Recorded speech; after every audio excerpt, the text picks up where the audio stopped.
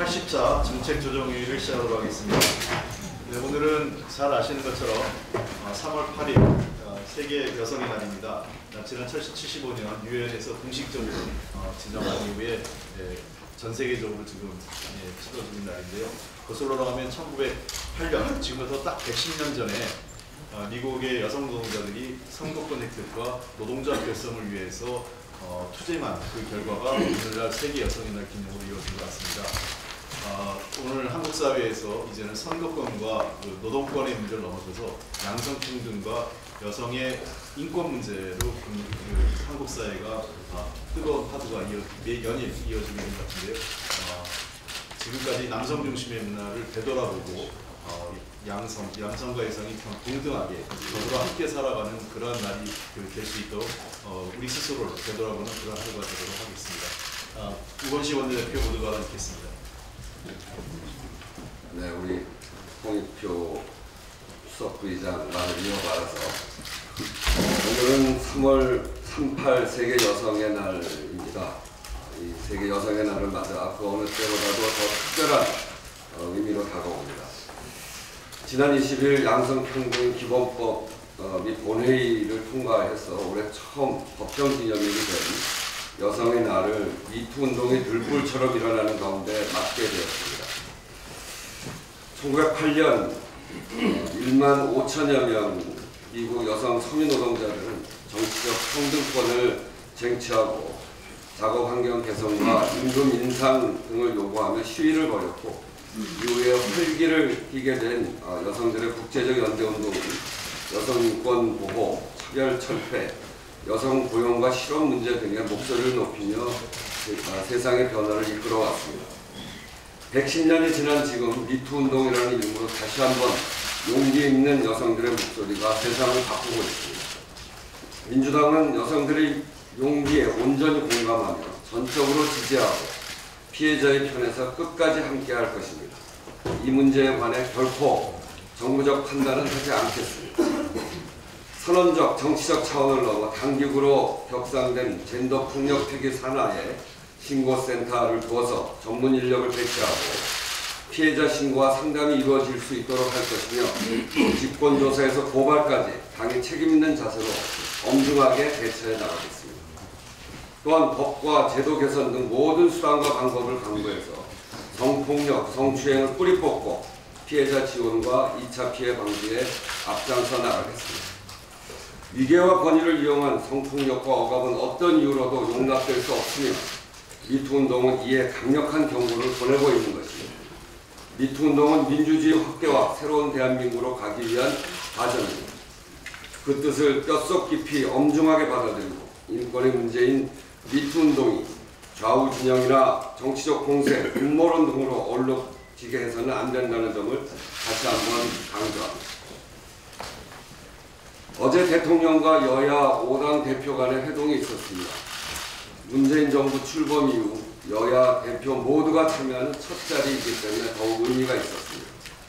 특히 비록 일부 시각 차이가 있었지만 굳건한 안보 태세를 기반으로 적극적으로 대화와 협상을 주도해야 한다는데 여야 모두가 공감했습니다.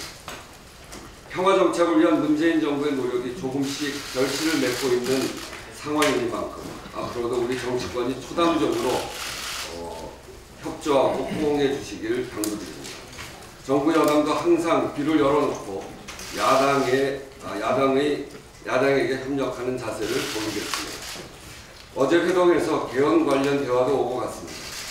야당 대표들께서는 대통령의 개헌 발의에 대한 각자의 입장을 말씀해 주셨습니다. 그러나 개헌의 시간을 흘려보내고 있는 것은 우리 국회이지 정부가 아닙니다. 국회가 국민과 한 약속을 지키기 위해 조금 더 진지한 자세로 협상에 임한다면 정부로서도 국회의 개헌 논의를 존중하지 않을 이유가 없습니다. 마침 어제 정세균 국회의장과 여야 헌정특위위원들이 참석한 개헌 포럼과 한국지방신문협회가 주최한 지방분권 개헌 토론회가 있었습니다. 두 개의 행사에는 여야 할 것 없이 많은 국회의원들이 참석했고 분권을 통한 협치의 제도와 지방분권 개헌 필요성에 대한 깊은 공감대를 이루어냈습니다. 그러나 자유한국당의 지연 전술 탓에 정작 핵심적인 개헌 협상은 제대로 시작도 하지 못하고 있습니다. 전에도 말씀드렸습니다만 지난 1월 김성태 원내대표는 2월 안에 자유한국당의 자체적 개헌안을 마련하겠다고 밝혔습니다. 모두들 아시는 것처럼 자유한국당이 지난 임시국회에서 개헌과 관련해 내놓은 것은 여당 개헌안에 대한 색깔 공세가 전부였습니다. 그 후에도 김성태 원내대표는 3월 초까지 개헌안을 내놓겠다고 공언해놓고 약속을 또다시 지키지 않았습니다. 더욱이 어제는 돌연 개헌 당론 마련 시점을 3월 중하순으로 연기했습니다. 가장 핵심적인 권력 구조에 있어 우리 당은 대통령제를 중심으로 분권과 협치를 강화하는 방향으로 개헌한다는 것인데 이 부분에 대해서 자유한국당의 입장은 과연 무엇입니까? 내각제입니까? 이원 집정제입니까? 분명하게 대답을 해주시기 바랍니다. 쟁점들에 대해서 분명한 토론을 해야 되지 않겠습니까? 입으로는 개헌을 앞장서 추진하겠다고 하면서 실제 행동은 개헌 당론 마련을 차일피일 미루며 국민개헌 우산에만 당력을 모으는 모습을 보이는 것 같아 참으로 안타깝습니다. 국민이 원하고 있는 지방선거와 개헌 국민투표 동시 실시 성사를 위해서는 이제 정말 시간이 촉박한 상황입니다. 특히 개헌 국민투표 시기가 당초 5당 모두 동의했던 지방선거일보다 늦춰질 경우 개헌 동력 추진 동력이 약화될 우려가 매우 큽니다. 즉 지방선거와 개헌 국민투표가 동시 실시되지 않을 경우 30년 만에 찾아온 천재일우의 기회를 헛되이 흘려보낼 가능성이 매우 크다고 저희들은 봅니다. 이번 기회를 놓친다면 우리 정치권 모두는 국민과 역사 앞에 큰 죄를 짓게 되는 것입니다. 특히 국민헌법자문위원회가 개헌안을 발표하는 13일 이전에 국회 차원의 개헌안을 국민들께 보고드려야 할 것입니다. 이 점을 분명하게 강조해서 말씀드립니다. 만일 그렇지 못할 경우 국민들께서는 국회 내 개헌 논의가 더 이상 불가능하다고 판단하실 가능성이 매우 크다고 봅니다. 1분 1초가 다급한 상황이니만큼 본격적인 개헌안 협상에 조속히 임해 주실 것을 강력하게 요청드립니다. 네, 지금 우원식 원내대표께서 군산에 GM 공장 관련돼 가지고 내려가셔야 될 상황이기 때문에 아마 회의 중에 9시 전에 아마 이사가실 것입니다. 그런 점에 대해서 우리 기자분들께서 이해해 주시기 바랍니다. 다음은 김태년 정책위의장 모두가 듣겠습니다.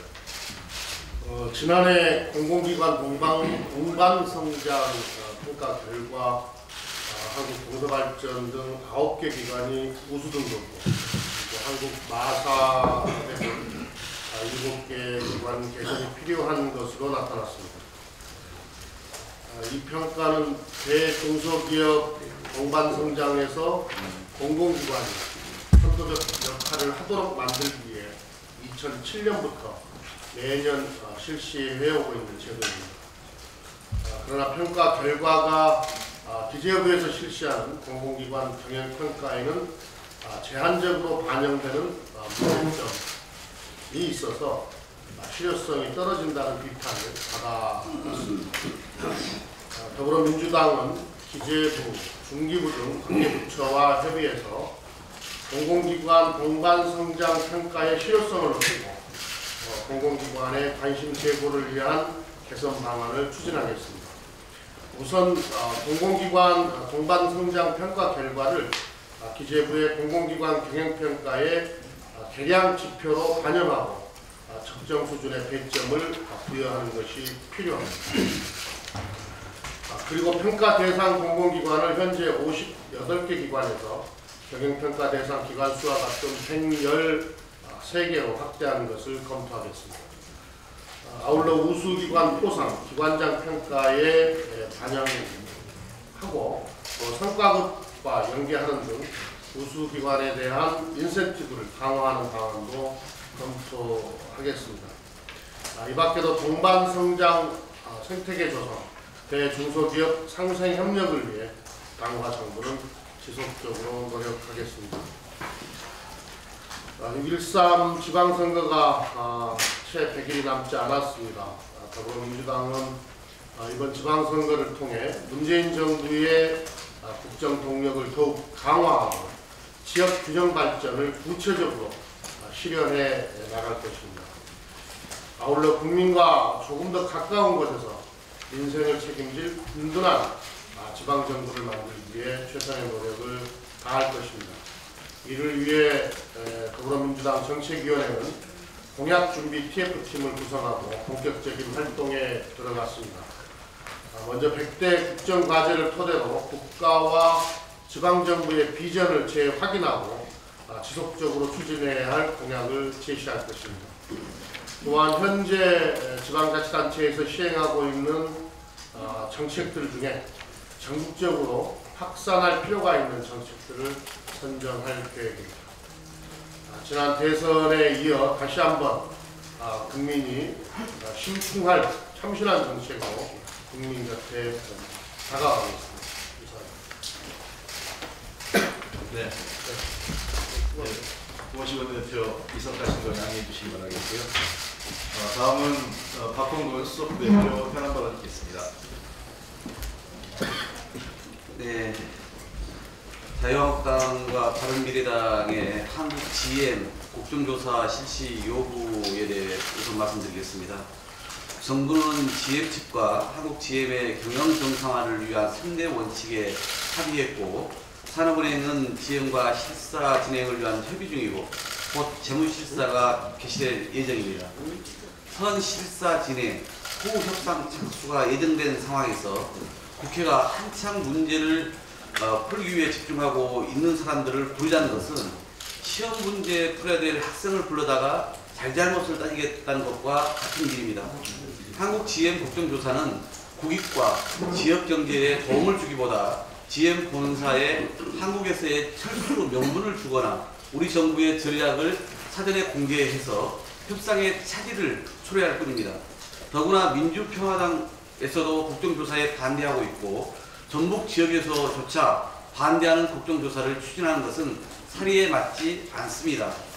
한국 GM을 핑계로 3월 임시회를 열자는 것은 정치 공세와 정쟁용 국회로 전락시킬 수 있고 개정 휴업 국회의 가능성이 높아지는 거고, 더구나 자기 당 소속 의원들의 검찰 소환을 회피하기 위한 방탄 국회 논란을 만들기 마련입니다.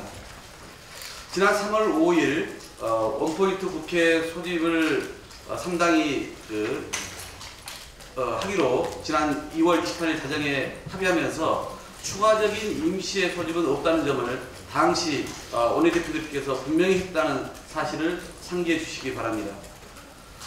3월은 국회법에 정해진 대로 19일부터 일주일간 각 상임위에서 성범죄 처벌 강화나 또 물관리 인하나 또 선거 연령 인하와 같은 법안 심사에 집중하고 그 법안 처리 실적을 가지고 4월 2일 4월 임시회 개식 직후에 법안을 처리하면 된다는 말씀을 다시 한번 드립니다. 최근 남북대화의 공적 성과에 대해서 한 말씀만 더 드리겠습니다. 평창 올림픽을 계기로 이제 여러 가지 성과가 진전이 또 이루어지고 있습니다. 일부 야당의 우려와 달리 이번 대북 특사는 북핵 개발 축하 사절단이 결코 아니었습니다. 비핵화와 핵 폐기를 의제로 다루었고 김정은 위원장의 비핵화 발언과 추가 핵 도발 중단을 이끌어낸 성과적인 특사단이었습니다. 이것은 대북 특사단 구성에 서원 국정원장 등 북한 문제 전문가가 포함되었기에 가능했는데 일부 야당은 서원 국정원장 특사단 포함 반대 주장이 마치 시합에서 주전 선수를 빼고 후보 선수를 내보내라고 하는 것과 같은 잘못된 주장이었음이 입증된 겁니다. 어제 안보는 보수를 주장하는 바른미래당에서조차 자유한국당의 대북 특사단 주장은 대북 특사단 모독과 반복 성과 폄하에 대해 사과를 촉구했습니다. 사과는 아니더라도 내외신 언론에서 예상을 뛰어넘는 성과라고 평가한 데 대해 잘한 것은 잘했다라고 응원을 해줘야지 자유한국당이 이마저도 깎아내리고 폄하하는 것은 공당의 자세가 아닙니다.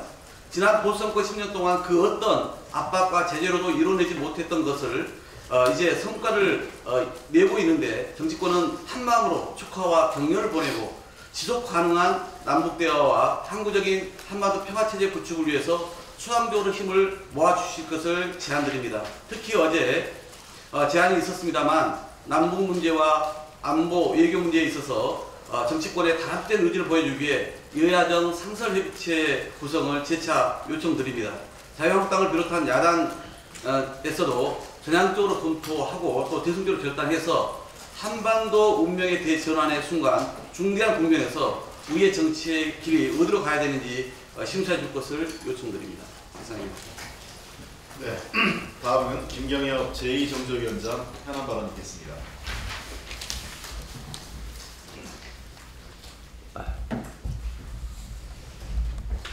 오늘 아침에 발언을 해야 될지 참 고민을 많이 했습니다. 어제 청와대 5당 대표 회동,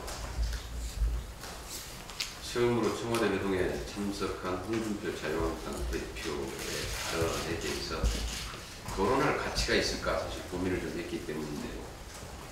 그런데 어제 참 너무 심하다라는 생각이 들어서 한 말씀 드리고자 합니다. 4월 말 정상회담이 지방선거용입니다. 북한이 불러준 대로 써온 것 아닙니다. 비밀 회동은 언제부터 했느냐. 이런 참석한다고 그러길래 초당적인 협력 혹시나 기대를 했는데 역시나 했습니다. 어제 홍준표 대표의 발언은 정부에 대한 견제나 대안 또는 국가안보에 대한 진지한 고민은 찾아볼 수가 없었고 최소한의 야당 대표의 걸맞는 격조조차 보이지 않았습니다. 저급한 막말로 특사단을 모독한 것입니다. 자유한국당이 집권했던 지난 9년 동안 북핵 대화를 단절했고 그 결과 북핵은 방치되었고 북핵 개발은 급진전돼서 완성 단계에 이르렀습니다. 한반도는 전쟁의 위기 상황까지 만들어졌습니다. 자신들이 집권했던 시절에 실패했던 정책에 대해서 반성부터 하고 이제 실패했으면 지금 새로운 전환점을 맞이하고 있는 남북대화 관계 개선, 비핵화와 평화체제 구축을 위한 노력에 조금이라도 도움이라도 힘이라도 실어주는 게 도리일 텐데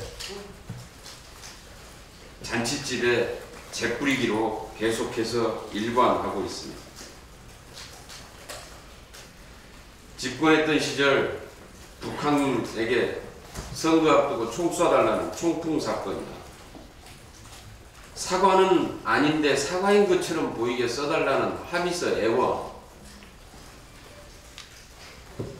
방산 비리, 안보 예산 횡령, 안보 팽개치고 안보에 그토록 무능했던 정권이 자신들의 해왔던 방식과 경험의 기초에서 그 수준에서 판단하고 있는 게 아닌가 생각합니다. 국민들은 한국당이 지난 과거에 보여줬던 안보에 대한 태도 잊지 않고 있습니다. 이제 더 이상 낡은 이념 공세, 안보 장사 접고 폐업하시길 기원드립니다. 마치겠습니다. 네, 다음은 박영진 대표 현안 발언 듣겠습니다.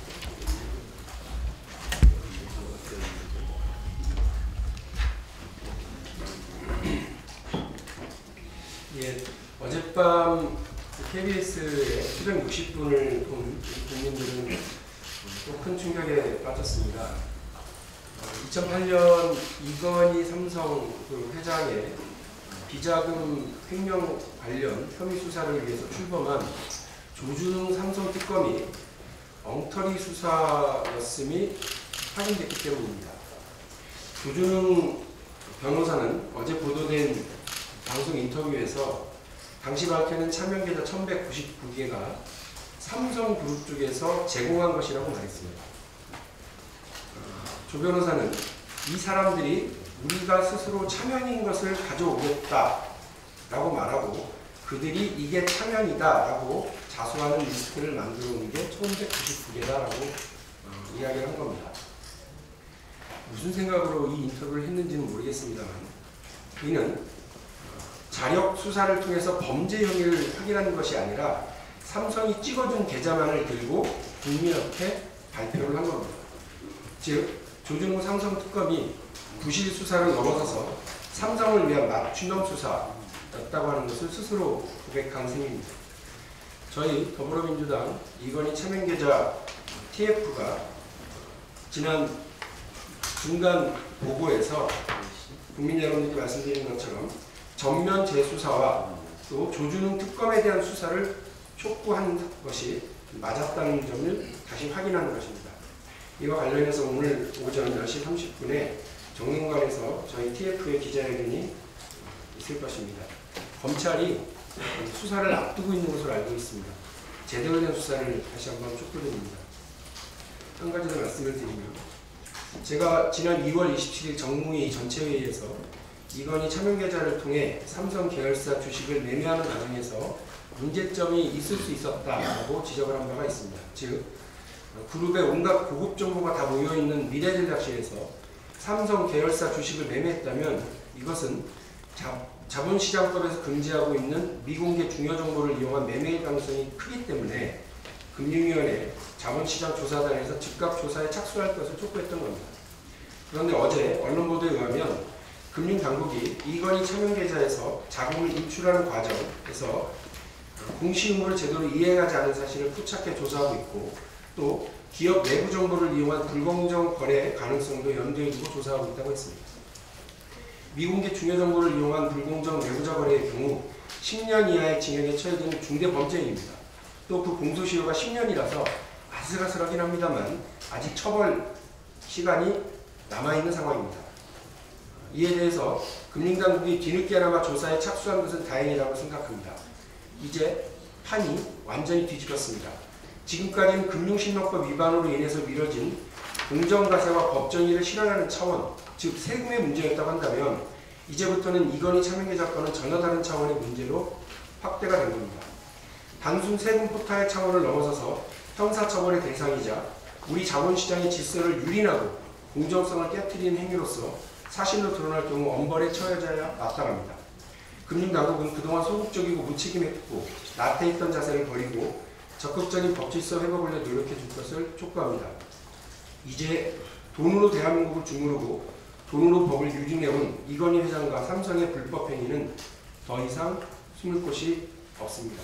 민주당은 법의 정의는 늦을지언정 반드시 실현된다는 것을 국민 여러분께 보여드리겠습니다.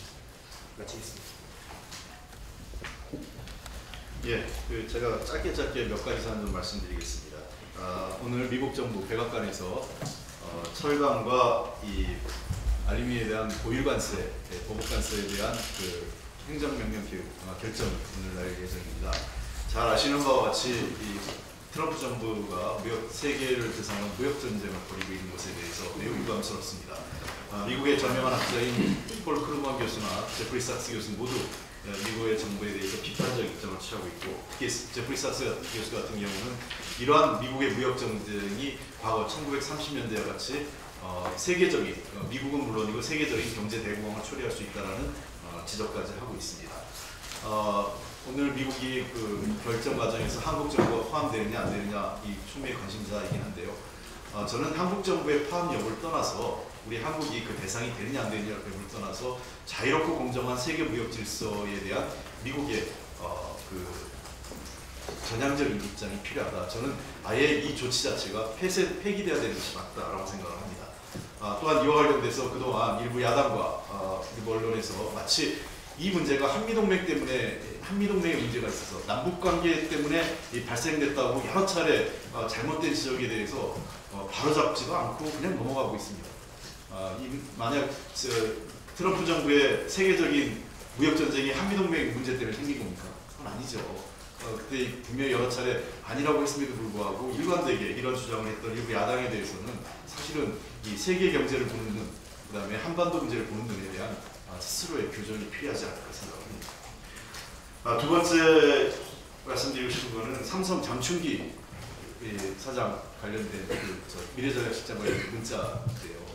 이게 지금 MBC하고 뉴스타파에서 계속적으로 보도가 되고 있음에도 불구하고 실제로 언론 내부의 문제라든지 그다지 중요하게 언론에서 다뤄지지 않고 있는 것 같습니다. 자세한 내용은 뭐 제가 이미 언론에 보도된 바 있기 때문에 너무 충격적이라 말씀을 못 드리겠습니다.